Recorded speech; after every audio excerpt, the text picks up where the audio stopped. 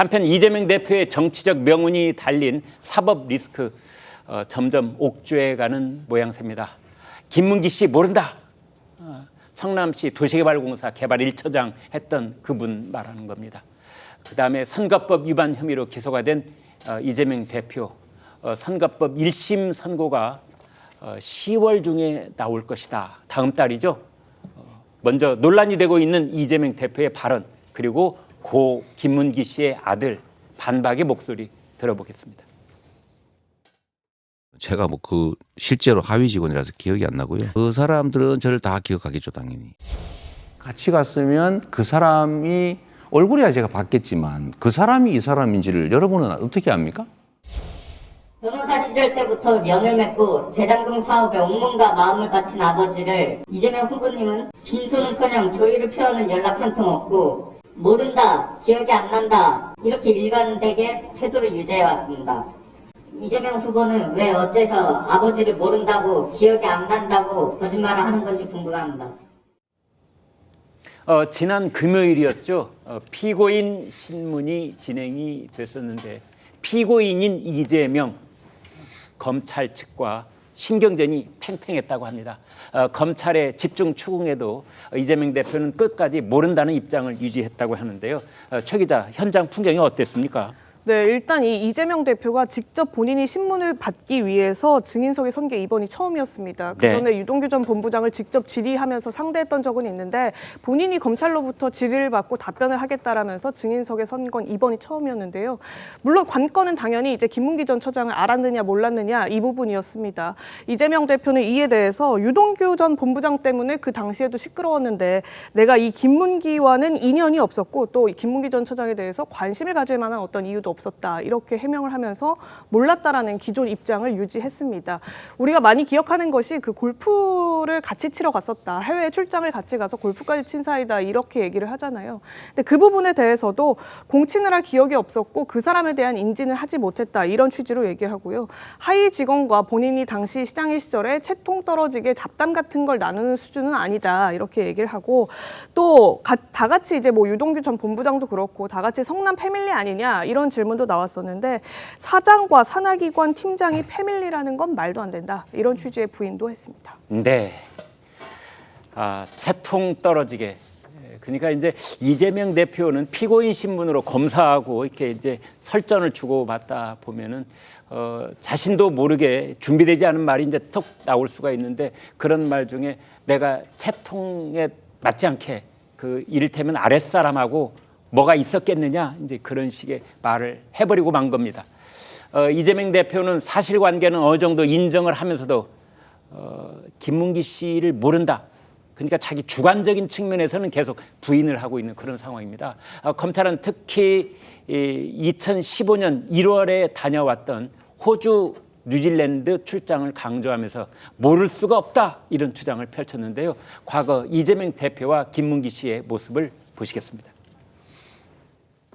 안에 가면 천년무공 고사리들 많이 있습니다. 사람으로 변신한 거야. 주인장 같습니다, 주인장. 나 얼굴 너무 많이 타버렸어. 오늘 시장님하고 본부장님하고 골프까지 쳤다? 오늘 너무 재밌었고 좋은 시간이었어.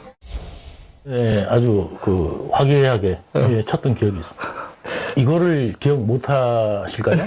이제 또 김문기 처장은 아무래도 이제 너무 재밌었고 좋은 추억이잖아요, 본인으로서도. 그리고 시장하고 이렇게 골프도 치고 시장님 공 많이 잊어먹을까봐.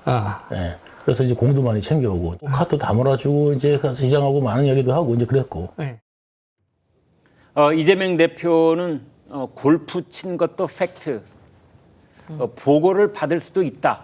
여기까지는 이제 물러서는데 그러나 김문기 씨를 모른다.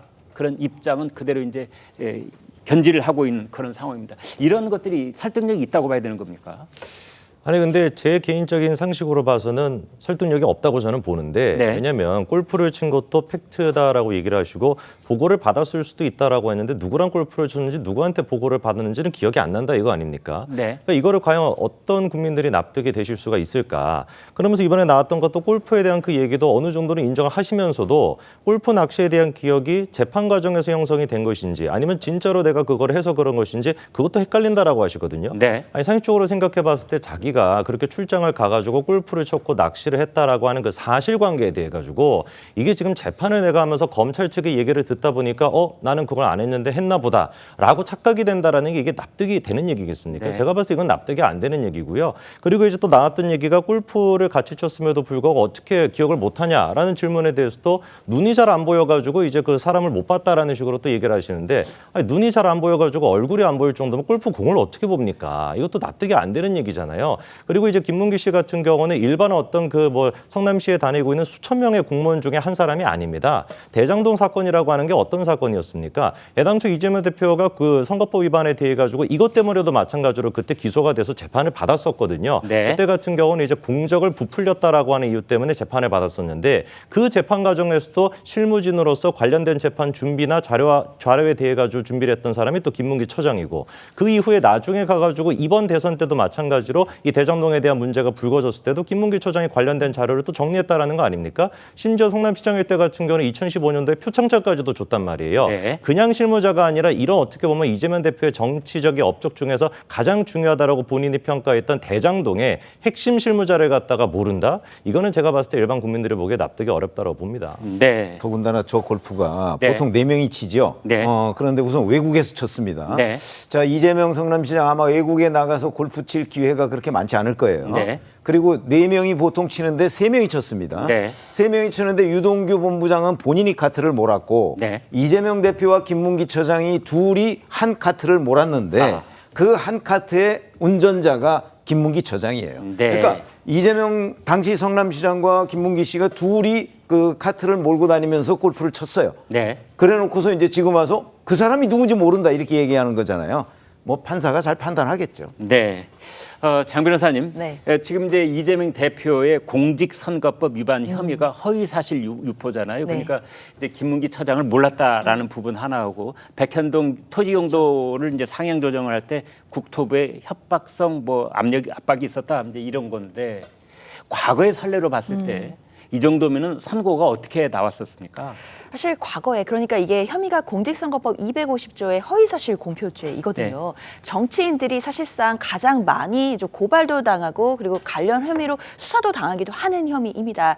결국에는 허위사실 공표죄에서 가장 중요한 것은 허위사실을 공표했느냐 이 부분입니다. 네. 그러니까 객관적으로 기인지 아닌지 그러니까 가부를 따질 수 있는 사실에 대한 발언을 했을 때 이 법이 적용이 되는 것인데요. 그에 반대로 주관적인 의견을 표명한 것에 불과하다라고 한다면 애초에 250조에 해당되지 않아서 무죄 판결을 받게 됩니다. 네. 그런데 이재명 대표가 계속해서 지금 주장하고 있는 바는 성남시장 재직 시절 당시에는 고 김문기 처장을 알지 못했다. 결국 주관적인 기억의 문제, 내심의 인식의 그런 문제이기 때문에 이것 자체가 250조에서 말하는 허위사실 공표에 해당될 수 없다라는 취지의 지금 이야기를 하고 있거든요. 네. 그렇기 때문에 재판부에서 물론 검찰에서 제출한 지금 수많은 증거들이 있지만 그 증거들과 그리고 이재명 대표 측에서 하고 있는 이 주관적 인식이라는 그 주장들을 합산해서 종합적으로 어떤 판결을 낼지는 아마 10월이나 또는 11월 정도면 알 수 있을 것으로 보입니다. 네. 이런 비슷한 사건에서 나중에 이렇게 재판정에서 진행되는 걸 보면은요, 그냥 한눈에 보기에 분명해 보이는 것도 증거를 들어서 거증을 해서 입증을 하기는 매우 까다롭고 어려운 경우가 많습니다. 이번 경우도 그렇다는 이제 법조계 의견들이 많은데요. 왜냐하면 이재명 대표의 본 마음을 얘기해서 나는 모르는 사람이었다 하는 부분을 어떻게 검찰이 뒤집어서 입증할 수 있을 것인가, 이것이 이제 관건이 되겠는데, 여기에 이제 백현동 토지 용도를 4단계 상향 조정한 것도 함께 지금 묶여 있기 때문에 재판부의 최종 선고 온 국민의 관심사가 아닐 수 없겠습니다.